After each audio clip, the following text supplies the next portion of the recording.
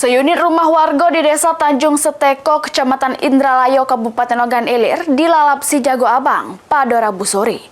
Api diduga kuat akibat korsleting listrik sehingga rumah ludes temutung.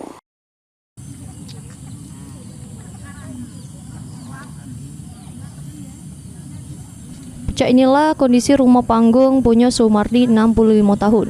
Petani warga Desa Tanjung Seteko, Indralayo, Kabupaten Ogan Ilir, Sumatera Selatan.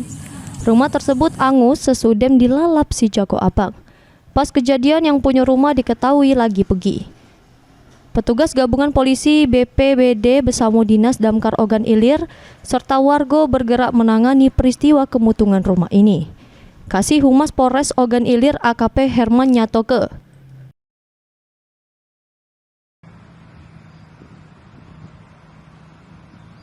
Dugaan sementara api dipicu oleh korsleting listrik dari kamar bagian tengah rumah.